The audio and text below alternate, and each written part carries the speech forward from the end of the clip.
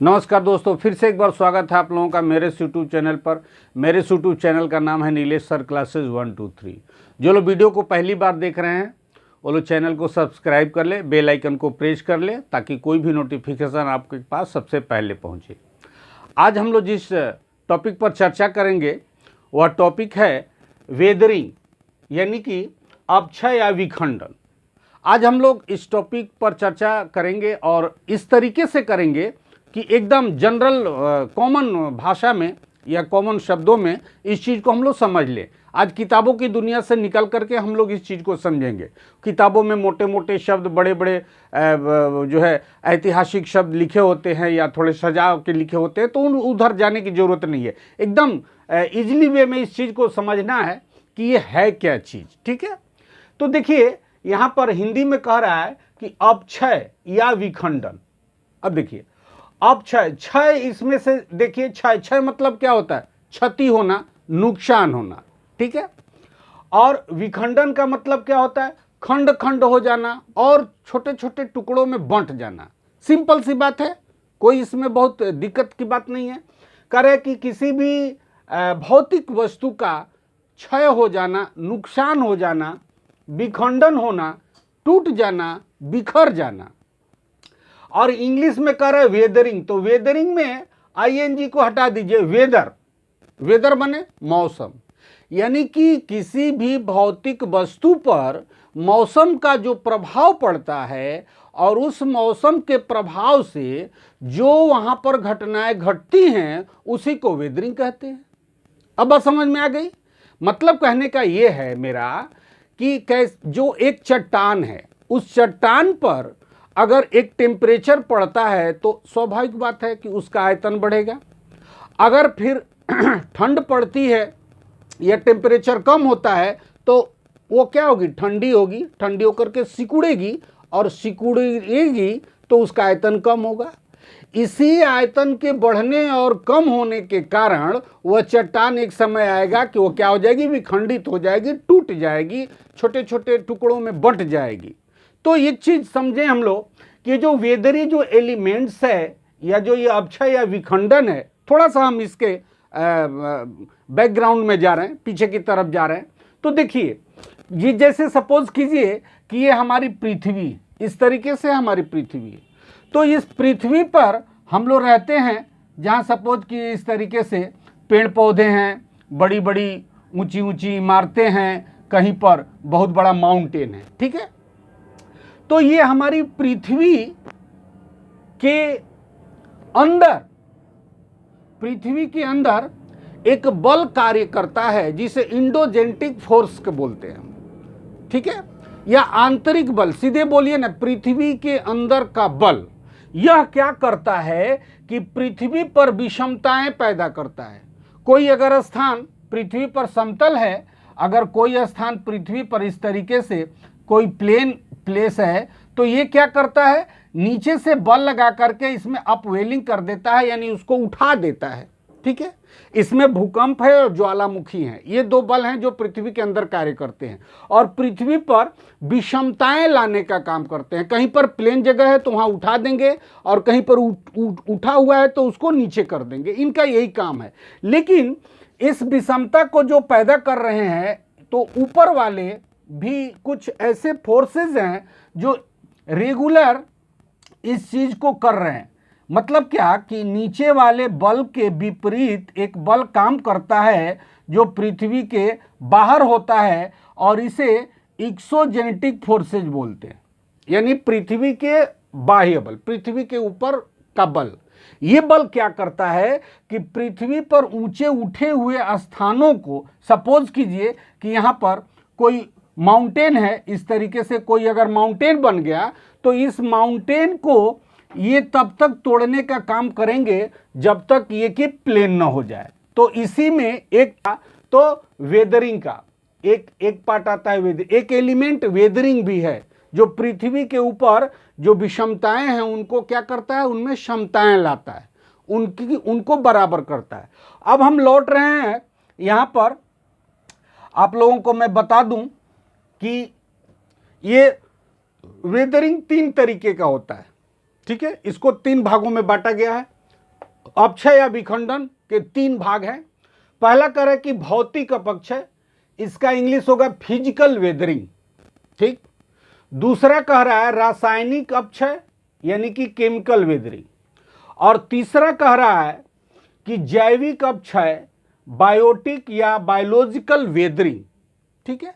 अब इन तीनों का क्या क्या काम है और कहां कहां पर होता है, कैसे होता है, इस चीज को हम लोग विस्तार से समझेंगे और खूब आसान तरीके से समझेंगे, ठीक है।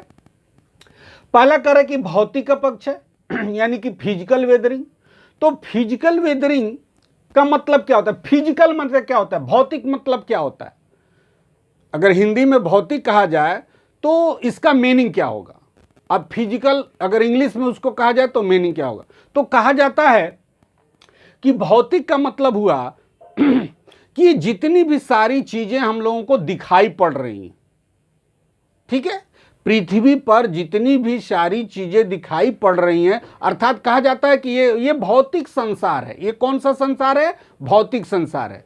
यानी फिजिकली रूप से ये जो दिख रहा है हम लोगों को, ये पहाड़, पर्वत, नदी, झील, झरने, ये सब क्या है? ये सब भौतिक में आता है, ठीक है, यानी कि ये भौतिक है। तो फिजिकल यानी कि भौतिक अपक्षय। भौतिक अपक्षय में क्या आता है? सूर्यातप, सूर्य दिखता है, सूर्य की रोशनी या सूर्य का लाइट हम लोगों को दिखता है। टेम्परेचर हम लोग फील करते हैं, तो ये दिख रहा है हम लोगों को, तो ये भौतिक में आ गया। अब कर रहे पहला सूर्यातप यानी आइसोलेशन।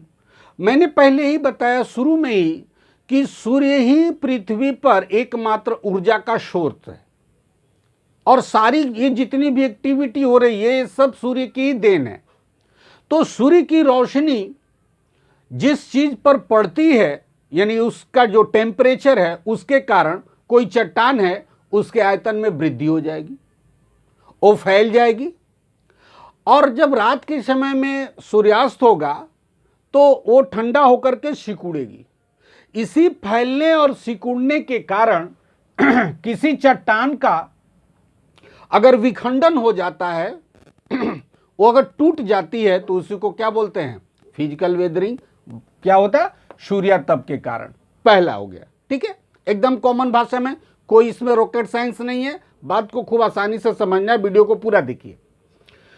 दूसरा कह रहा है कि हिम या पाला यानी कि फ्रॉस्ट। अब हिम और पाला क्या करेगा? ये कैसे चट्टानों को तोड़ेगा? तो माउंटेन एरिया में ये काम ज्यादा होता है। ये देखिए एक चीज, सूर्यातप का जो काम होगा वो ज्यादातर मरुस्थल एरिया में होता है, रेगिस्तानी भागों में, तो क्योंकि रेगिस्तान में टेम्परेचर दिन के समय बहुत ज्यादा होता है और रात में उतना ही डिग्री माइनस में हो जाता है। तो वहां पर जो चट्टानें होंगी उनको बहुत ज्यादा टेम्परेचर का इंटरवल सहना पड़ता है। दिन में बहुत ज्यादा प्रचंड गर्मी और रात में बहुत ज्यादा ठंड। तो ये ठंड और गर्म के कारण इस प्रकार का जो वेदरिंग है, वह फिजिकल वेदरिंग, वह मरुस्थल एरिया में ज्यादा देखने को मिलता है। दूसरा कह रहा है हिम या पाला यानी कि फ्रॉस्ट। अब देखिए माउंटेन एरिया में इस तरीके से अगर कोई वैली है, ठीक है, इसमें क्या होगा? इसमें पानी जमा है, किसी कारणवश सपोज कीजिए इसमें पानी आ गया, ठीक है। अब रात के समय में जैसे टेम्परेचर माइनस डिग्री में पहुंचेगा या उससे नीचे पहुंचेगा, ये पानी क्या बन जाएगा? बर्फ बन जाएगा। और जब पानी बर्फ बनता है तो उसका आयतन बढ़ जाता है। तो जब इसका आयतन बढ़ेगा तो ये चट्टान के दोनों जो किनारे हैं इस पर ये क्या डालेंगी? दबाव डालेंगी, इस तरीके से फैलेंगी। फैलने और फिर दिन के समय हो गया, तब तक क्या हुआ? पानी बन गया, फिर रात में बर्फ बन गया। तो इस तरीके से करने से ये चट्टान जो है वो बीच से क्रैक हो जाएगी, और ये जो चट्टान का यहाँ पर ये बॉटम था ये नीचे की तरफ बढ़ जाएगा, क्योंकि वो क्रैक हो गई। तो पानी अब क्या होगा? फिर अंदर तक पहुंच जाएगा। पानी कहाँ तक पहुंच गया? अंदर तक पहुंच गया। अब फिर रात के समय वो बर्फ बन गया, तो फिर आयतन बढ़ा। ऐसे करते करते ये हिम या पाला ये माउंटेन स्टेज में ज्यादा इफेक्टेड होता है, ठीक है। तो मैंने आप लोगों को बता दिया सूर्यातप ज्यादातर मरुस्थलीय एरिया में, हिम या पाला फ्रॉस्ट माउंटेन स्टेज में। इसके बाद जो नेक्स्ट कह रहा है वर्षा यानी कि रेन। ये स्वाभाविक बात है, आप लोग भी देखे होंगे या देखने को मिलेगा किसी भी चट्टान। अब देखिए चट्टान, जो मैं बार बार कह रहा हूं, इस चीज को आप लोग समझ लीजिए कि ज्योग्राफी में चट्टान कहने का मतलब ये नहीं हुआ कि कोई कठोर वस्तु या कोई पत्थर, ऐसा नहीं है। ज्योग्राफी में चट्टान कहने से मतलब है पृथ्वी का वह भाग जो सबसे ऊपर पाया जाता है, और वह मुलायम से मुलायम मिट्टी, कठोर से कठोर ग्रेनाइट चट्टान या आग्नेय चट्टान या अवसादी चट्टान या मिट्टी या कीचड़ या बालू या कंकड़ पत्थर, जो भी हो सब क्या होता है? चट्टान होता है। ज्योग्राफी में सब कुछ चट्टान होता है, ठीक है।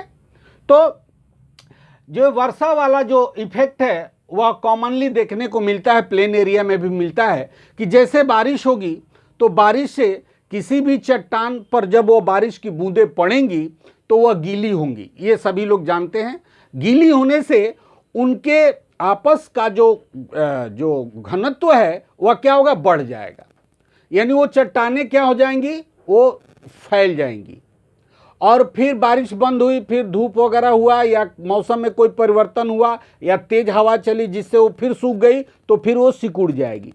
इसी तरीके से ये फैलने और सिकुड़ने के कारण यहाँ भी चट्टानों का क्या हो जा रहा है? विखंडन हो जा रहा है, चट्टानें टूट जा रही हैं। तो 3 प्रोसेस समझ में आ गया। फिजिकल वेदरिंग में 3 है, सूर्यतप है, हिम या पाला है, वर्षा है, ठीक है। अब हम आगे बढ़ रहे हैं।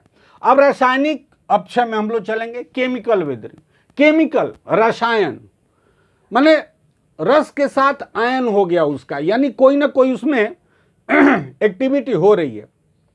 पहला कह रहा है कि ऑक्सीकरण, दूसरा कह रहा है कार्बनीकरण, और तीसरा कह रहा है जल योजन। इंग्लिश होगा ऑक्सीडेशन, कार्बोनेशन और हाइड्रेशन। ये 3 चीजें ये होती हैं। अब देखिए ये 2 चीजें जो हैं ऑक्सीजन और कार्बन, यानी कि वर्षा के जल में मौजूद ऑक्सीजन और वर्षा के जल में मौजूद कार्बन डाइऑक्साइड, ये गैसें वर्षा जल में क्या होती हैं? मिक्स हो जाती। अब देखिए केवल कार्बन डाइऑक्साइड होगा और उसे किसी चट्टान पर छोड़ा जाएगा तो कोई रिएक्शन नहीं होगा। अगर ऑक्सीजन होगा और उसे कहीं छोड़ा जाएगा तो कोई रिएक्शन नहीं होगा। लेकिन जब ये ऑक्सीजन और कार्बन डाइऑक्साइड गैस जब जल के साथ मिल जाएंगी, तब किसी चट्टान पर अगर ये पड़ती हैं तो ऑक्सीजन पड़ेगा तो ऑक्सीडेशन शुरू हो जाएगा, कार्बन उसके साथ होगा तो कार्बोनेशन शुरू हो जाएगा। ये 2 चीजें वहां पर तुरंत रिएक्शन में आ जाती हैं, ठीक है। तीसरा कर है जल योजन, यानी कि हाइड्रेशन। जल के साथ चट्टान के रसायन का घुल जाना, मिल जाना, सोल्यूट हो जाना, सोल्यूट हो जाना, ठीक है। यानी जल के साथ उस चट्टान के आयनों का मिल जाना और उसके बाद वह चट्टान से अलग हो जाना और फिर चट्टान ढीली पड़ जाना, ये होगा किसमें? जल योजन में। बात क्लियर हो गई। अब थोड़ा सा हम और आ जाए, करे कि ऑक्सीडेशन लोहा युक्त चट्टानों में ज्यादा होता है। ऑक्सीडेशन लोहा युक्त चट्टानों में ज्यादा होता है, इसीलिए भारत में बहुत सारे जगहों पर लाल मिट्टी पाई जाती है। मैंने मिट्टी वाले क्लास में इस चीज को बताया था। तो उस मिट्टी में लोहे के अंश ज्यादा होने के कारण उसमें क्या हो गया? ऑक्सीडेशन हो गया और वह मिट्टी कैसी दिखने लगी? लाल दिखने लगी। यानी कि लोहे में जो जंग लगता है वह किसके कारण लगता है? तो पानी में मौजूद ऑक्सीजन के कारण। पानी से अगर ऑक्सीजन निकाल दिया जाए, अब पानी को अगर लोहे पर डाला जाए तो उसमें जंग नहीं लगेगा, ठीक है। अब आते हैं कार्बनीकरण, कार्बोनेशन। कार्बोनेशन कह रहा है कि जल में मौजूद कार्बन डाइऑक्साइड गैस अगर चूना पत्थर पर पड़ेगी तो उसका रिएक्शन सबसे ज्यादा होगा। और वहां पर क्या होगा, वो सोल्यूट होकर के वो चूना जो है वहां पिघल जाएगा और वहां पर एक प्रकार की क्रिया होगी जिसे हम लोग क्या बोलते हैं, कार्बोनेशन बोलते हैं, यानी कार्बनीकरण की क्रिया होगी। ये चूना वाले प्रदेशों में ज्यादा ऐसे दिखाई पड़ते हैं। इसके बाद कह रहा है कि जल योजन यानी हाइड्रेशन, इस प्रकार का आग्नेय चट्टान में ज्यादा देखने को मिलता है। आग्नेय चट्टान में जैसे वर्षा का पानी पड़ा या पानी की बूंदें उस पर पड़ी, उसके जो तत्व होते हैं, जो चट्टानों में तत्व होते हैं, विभिन्न प्रकार के जो मिनरल्स होते हैं, खनिज जिनको हम लोग बोलते हैं, वो खनिज पदार्थ पानी के साथ क्या होते हैं, मिल जाते हैं और मिलने के कारण वो उससे अलग हो जाते हैं। अब चट्टानों का जो संगठन है, जो चट्टानों को जोड़ करके रखी थी, वो रखे थे वो तत्व ही उससे अलग हो गए, तो फिर चट्टान क्या हो जाएगी, बिखर जाएगी। ठीक है, अब हम आगे बढ़ते हैं। बायोटिक या जैविक या बायोलॉजिकल वेदरिंग, ये केवल भौतिक और रासायनिक लोग ही पृथ्वी के ऊपरी सतह पर एक्टिविटी नहीं करते हैं, इसमें कुछ जीवित जीव भी हैं।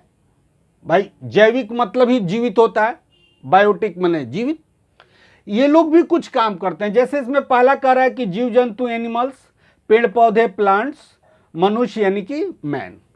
अब देखिए एक एक को समझिए। पहला जीव जंतु यानी एनिमल्स, कुछ ऐसे एनिमल्स होते हैं जो पृथ्वी के अंदर जो है माद बना करके रहते हैं।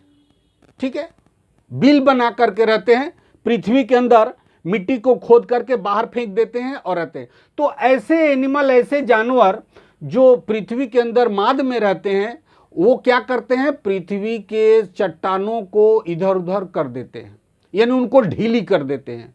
और किसी कारणवश वहां पर क्या होता है, बारिश के कारण या हवा के कारण फिर वो मिट्टी वहां से बहा करके उड़ा करके ले जाई जाती है और दूसरी जगह पर जमा कर दी जाती है। तो ये लोग भी पृथ्वी के ऊपरी पटल को छेड़छाड़ कर रहे हैं।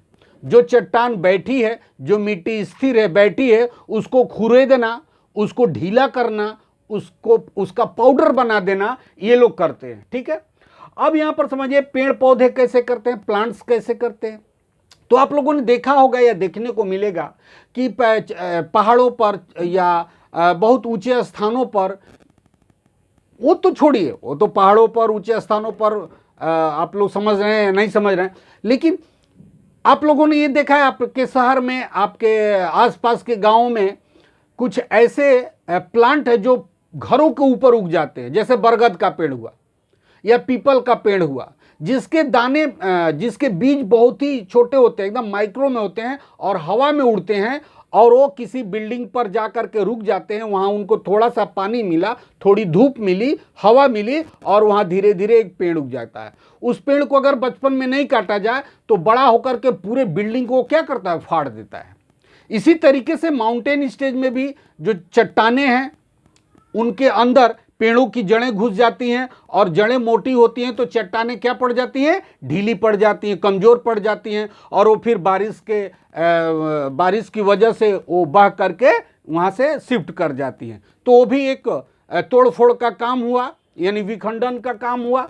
मनुष्य भी नाना प्रकार की एक्टिविटी करता है। ठीक है, नहरों को खोदता है, बड़े बड़े ब्रिज बनाता है, बड़े बड़े मॉल बनते हैं, बड़े बड़े बिल्डिंगें बनती हैं। हम लोग न जाने रोज कितने एक्टिविटी करते हैं और पृथ्वी को खोदते रहते हैं, जिससे क्या होता है, जो चट्टानें सख्त हैं, बैठी हुई हैं, मिट्टी की लेयर स्थिर है, उसे हम लोग क्या कर देते हैं, अस्थिर कर देते हैं। उसको हम लोग पाउडर में कन्वर्ट कर देते हैं, बारीक मिट्टी में कन्वर्ट करते हैं, और वो फिर वहाँ से शिफ्ट हो जाती है हवा के द्वारा या वर्षा जल के द्वारा, या जैसे भी हो वहाँ से शिफ्ट। तो मनुष्य भी इसके पीछे एक फैक्टर है, एक कारक है जो ये काम को करता है, और वेदरिंग यानी कि विखंडन का कार्य करता है। तो पृथ्वी पर किसी भी प्रकार की इस तरीके की अगर विखंडन हो रही है तो समझिए कि वो एक्सोजेनेटिक फोर्सेस के कारण हो रही है, जिसमें कि वेदरिंग एक एक्सोजेनेटिक फोर्सेज है। ठीक है, तो आशा करते हैं खूब कॉमन भाषा में, एकदम सरल आसान तरीके से हम लोगों ने इस मैटर को समझा। तो वीडियो कैसा लगा, निश्चित रूप से आशा करते हैं अच्छा लगा होगा। अगर अच्छा लगा होगा तो कमेंट करके आप लोग जरूर बताइएगा कि आप लोगों को वीडियो कैसा लगा। तब तक के लिए आज इतना ही। फिर मिलेंगे एक नए टॉपिक के साथ एक नए क्लास में। तब तक के लिए थैंक यू।